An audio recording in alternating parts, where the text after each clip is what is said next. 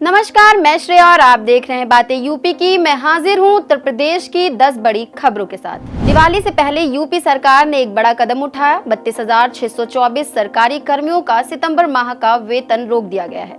ये कार्रवाई संपत्ति का ब्यौरा न देने के कारण की गई है। विभागीय लेख अधिकारियों को सख्त निर्देश दिए गए हैं कि जब तक इन कर्मियों द्वारा संपत्तियों का ब्यौरा नहीं दिया जाता तब तक वेतन जारी नहीं किया जाएगा। इस आदेश से राज्य कर्मियों में हड़कंप मच गया है। सरकार का ये कदम भ्रष्टाचार पर अंकुश लगाने और पारदर्शिता बढ़ाने की दिशा में महत्वपूर्ण है। उत्तर प्रदेश में बाल विवाह और बाल श्रम के खिलाफ ऑपरेशन मुक्ति की शुरुआत की जा रही है। ये मिशन शक्ति के 5वें चरण का हिस्सा है जो 21 से 31 अक्टूबर तक चलेगा। इस दौरान अंतर्राष्ट्रीय बालिका दिवस, बाल कार्निवाल और वीरांगना दिवस जैसे कार्यक्रम आयोजित होंगे। महिलाओं की सुरक्षा और स्वावलंबन को बढ़ावा देने के लिए स्वावलंबन कैंप भी लगाए जाएंगे। 11 अक्टूबर तक अंतर्राष्ट्रीय बालिका दिवस समारोह में लैंगिक समानता पर सेमिनार और सफल महिलाओं के साथ संवाद होगा। यह अभियान महिलाओं को विभिन्न सरकारी योजनाओं और सेवाओं के प्रति जागरूक करेगा। काशी विश्वनाथ मंदिर न्यास बोर्ड की बैठक में निर्णय लिया गया कि मंदिर में नियुक्त शास्त्रियों को एक निश्चित मानदेय दिया जाएगा।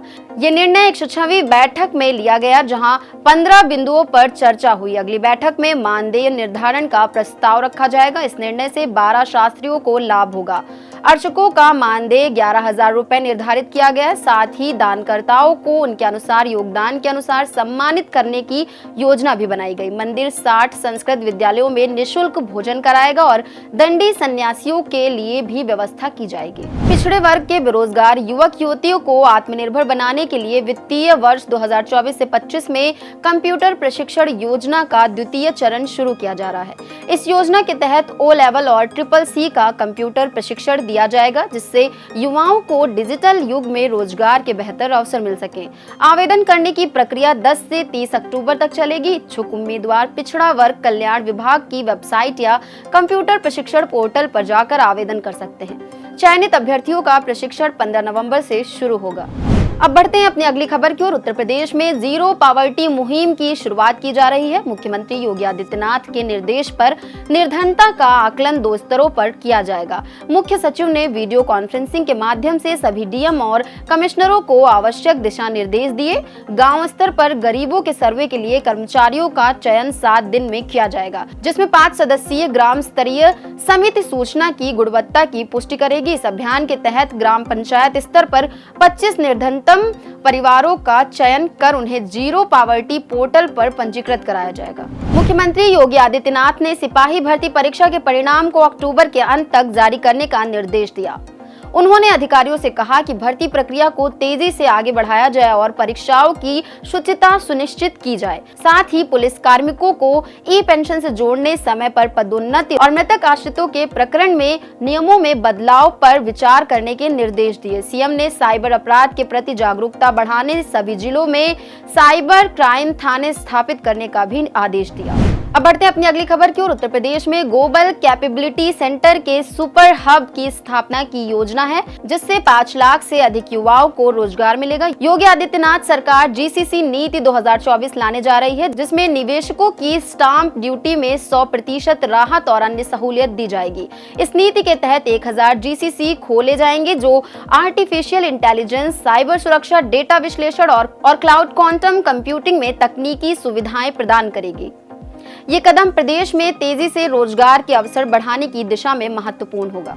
मुख्यमंत्री योगी आदित्यनाथ ने पुलिसकर्मियों को ई पेंशन से जोड़ने के निर्देश दिए। उन्होंने कहा कि हर पुलिसकर्मी को समय पर पदोन्नति मिले, उनकी चरित्र पंजिका पर सही विवरण हो और सेवानिवृत्ति पर देयकों का भुगतान समय से हो। एक विशेष बैठक में मुख्यमंत्री ने सभी अपर पुलिस महानिदेशकों से उनके कार्यों और नवाचारों की जानकारी ली। उन्होंने पुलिस इकाइयों के बीच बेहतर संवाद और समन्वय पर भी जोर दिया ताकि प्रदेश में कानून व्यवस्था को बेहतर बनाया जा सके।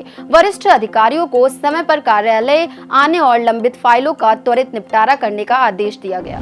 अब बढ़ते हैं अपनी अगली खबर की ओर। सुप्रीम कोर्ट ने कहा कि किसी पत्रकार के खिलाफ केवल उनके लेखन में सरकार की आलोचना के कारण क्रिमिनल केस दर्ज नहीं किया जा सकता। जस्टिस ऋषिकेश रॉय और जस्टिस ACVM भाटी के बेंच ने अभिव्यक्ति की आजादी का सम्मान करने की बात की। ये टिप्पणी उस याचिका पर की गई जिसमें एक पत्रकार ने यूपी में अपने खिलाफ दर्ज केस को खारिज करने की गुहार लगाई है। कोर्ट ने यूपी सरकार को नोटिस जारी किया है और कहा कि पत्रकारों का अधिकार संविधान के अनुच्छेद 19 क्लॉज A के तहत सुरक्षित है। मामले की अगली सुनवाई 4 हफ्ते बाद होगी। अब बढ़ते हैं अपनी आखिरी खबर की ओर। उत्तर प्रदेश में खरीफ फसलों के सटीक आंकलन के लिए शुरू किए गए डिजिटल क्रॉप सर्वे का 80% कार्य पूरा हो चुका है।